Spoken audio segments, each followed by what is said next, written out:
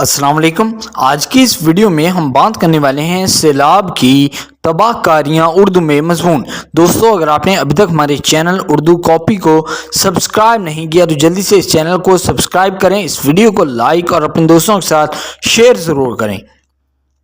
सैलाब सबसे खतरनाक कुदरती आफात में से एक है।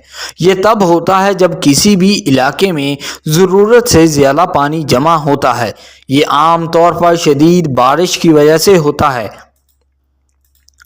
पाकिस्तान में सैलाब का बहुत ज़्यादा ख़तरा है। मुल्क में बहुत से इलाके ऐसे हैं जिन्हें दरियाओं के बहने की वजह से इस कुदरती आफत का सामना है। मज़ीद ये कि ये बर्फ़ के पिघलने की वजह से भी होता है। सैलाब की एक और वजह जब डैम टूट जाता है। अगर हम साहली इलाकों का जायज़ा लें तो समंदरी तूफ़ानों और सुनामियों को सैलाब का जिम्मेदार ठहराया जाता है। दूसरे लफ्ज़ों में इसकी वजह जो भी हो उतनी ही ख़तरनाक है। इसके बहुत से नुकसानदार नताइज हैं। सैलाब से हालात ज़िंदगी को नुकसान पहुँचता है और इस तबाही से निकलने में काफ़ी वक्त लगता है। इसलिए सैलाब के नताइज को जानना चाहिए और इसकी रोकथाम के लिए इक़दामात करने चाहिए। सैलाब के बाद के असरात। सैलाब मुतासरा इलाके के रोज़मर्रा के काम में खलल डालता है। शदीद सैलाब बाज़ औक़ात बड़े पैमाने पर तबाही फैलाते हैं। सैलाब की वजह से बहुत से लोग और जानवर अपनी जानों से हाथ धो बैठते हैं।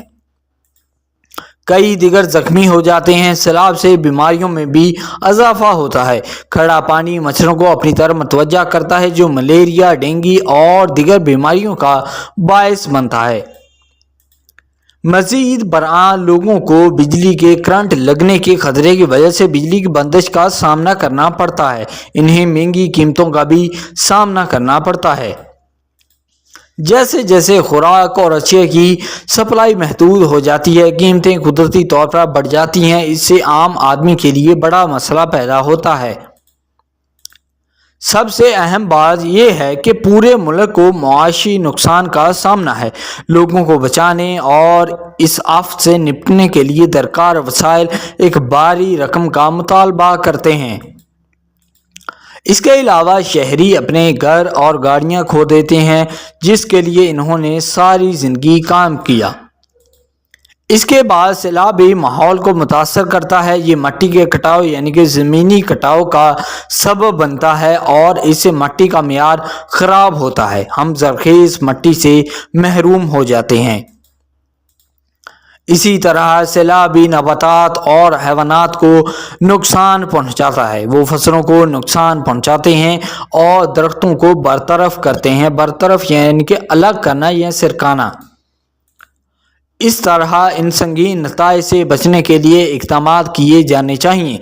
सैलाब से बचने के तरीके। हुकूमत और शहरियों को सैलाब से बचाव के तरीके वज़ा करने के लिए मिलकर काम करना चाहिए। सैलाब आने पर उठाए जाने वाले इक़दामात के बारे में मुनासिब आगाही फैलाई जानी चाहिए। अंतबाही निज़ाम कायम किया जाना चाहिए ताकि लोगों को अपने आप को बचाने के लिए काफ़ी वक्त मिल सके।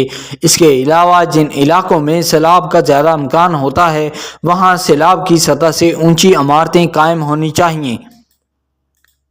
मज़ीद ये कि बारिश की वजह से ज़रूरत से ज़्यादा पानी को ज़ख़ीरा करने के लिए एक मौसर निज़ाम होना चाहिए। ये पानी के बहाव को रोकेगा। सबसे अहम इक़दामात में से एक निकासी आब के निज़ाम को मजबूत करना है। इससे पानी जमा होने से बचा जा सकता है जो सैलाब को रोकेगा। मुख्तसर ये कि हम कुदरती वजूहात जैसे बारिश और ग्लेशियर्स के पिघलने को नहीं रोक सकते, ताहम हम इंसानी साख्ता वजूहात को रोक सकते हैं जैसे डैमों का टूटना, निकासी का नाक़ुस निज़ाम, अंतबाही निज़ाम नस्ब करना और बहुत कुछ। हमें सिंगापुर जैसे ममालिक से तहरीक हासिल करनी चाहिए जो साल के ज़्यादातर वक्त तक शदीद बारिशों के बावजूद सैलाब का सामना नहीं करते। सो आई होप दोस्तों ये ऐसे आपको पसंद आया होगा। अगर आपने अभी तक हमारे चैनल उर्दू कॉपी को सब्सक्राइब नहीं किया तो जल्दी से इस चैनल को सब्सक्राइब करें, इस वीडियो को लाइक और अपने दोस्तों के साथ शेयर ज़रूर करें। Thank you.